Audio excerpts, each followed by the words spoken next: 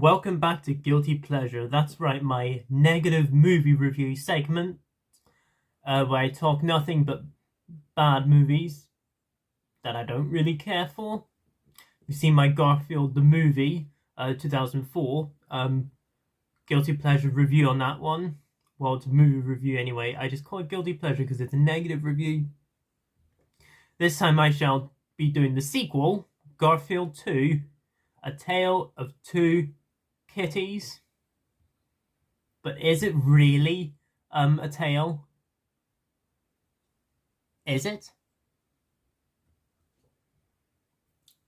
So basically, in this movie, spoilers if you haven't seen it. If you haven't, then I don't know, go watch it, I guess, then come back. But it's up to you. I don't care. This is not a good movie anyway.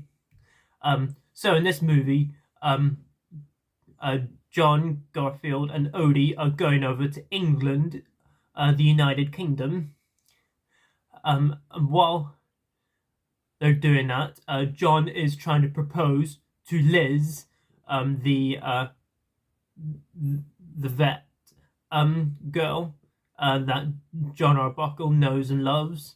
Tries to propose to her that he wants to marry her. And so, while this is happening, Liz gets invited to the United Kingdom in Carlisle Castle, and John has to make her grateful. And while all this is happening as well, there's another orange cat that looks exactly like Garfield, but this time happens to be known as Prince, voiced by Tim Curry. Yes, so this movie basically opens with a narration. Once upon a time in an English castle far, far away. Yeah, whatever. There's a narration. There wasn't even that in the first movie, so they just thought, why not do it here? Because there's a castle in this movie. So we're first introduced to Prince, and then we go over to America, and we see Garfield, the cat we know and love. You know, as I said before, the voice acting's okay. Just the characters don't feel like themselves back in the cartoon TV shows, to say the least. And so Liz then goes to John's house and tells him that is going over to England, and then John decides to follow her, and then Garfield and Odie decide to follow him as well. So they eventually arrive in London, and so while all this is happening, the cats get mixed up. Prince goes with John, Garfield goes with Carlisle Castle.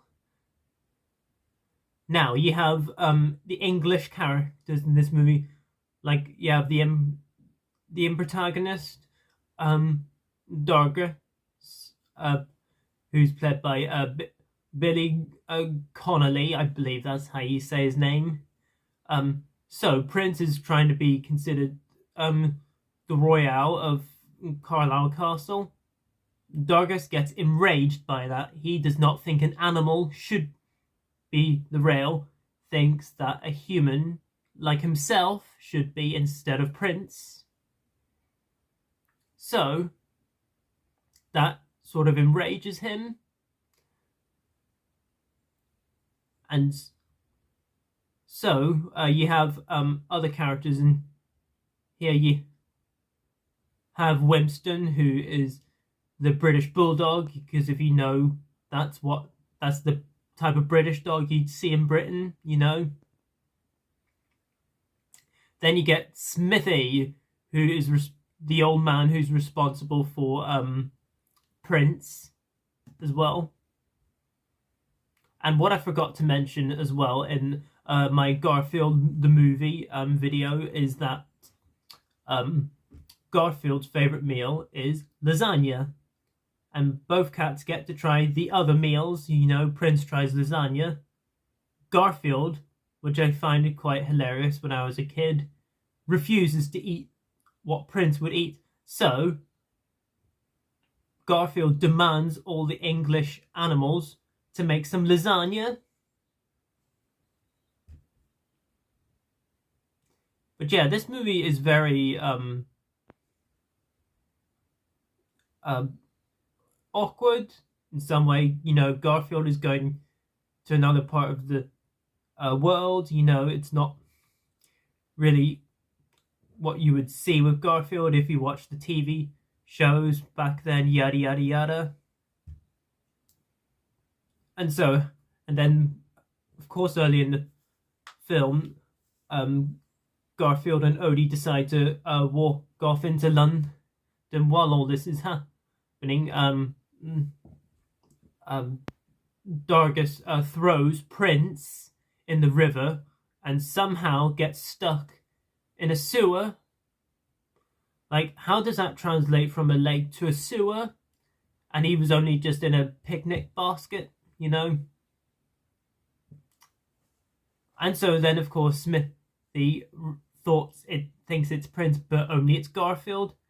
And then John then takes Filthy Prince, even though he knows it's Garfield, but it's Prince, you know? And so while all this is happening, Odie shows Prince the Castles of England leaflet, and then Prince escapes back to Carlisle. And then Dargus is still against Garfield or the Prince, even though he really refers to as Prince, because, you know, animals don't really get heard by the humans. Humans don't hear the animals in, well, the Garfield lore in general. But of course the animals escape Garfield from the dungeon, and then within much later of the film, you finally get to see Garfield and Prince actually meet up.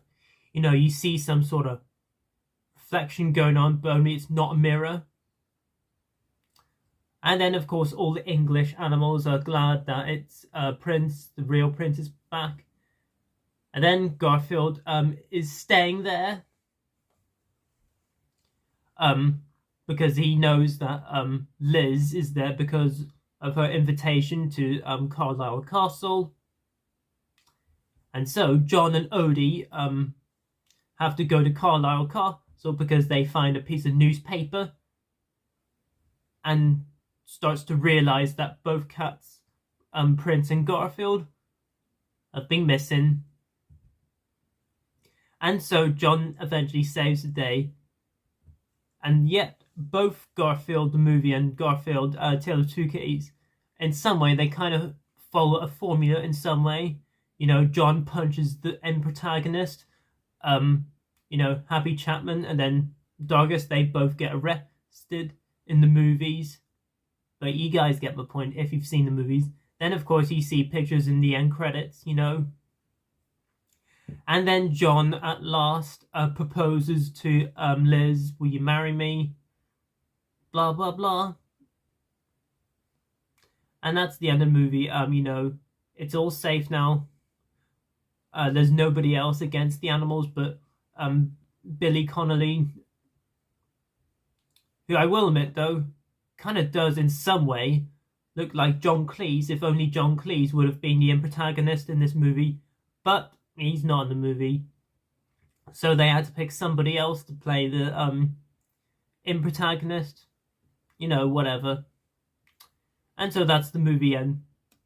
Did Garfield get crowned? It's good to be king. And that's this shit movie over.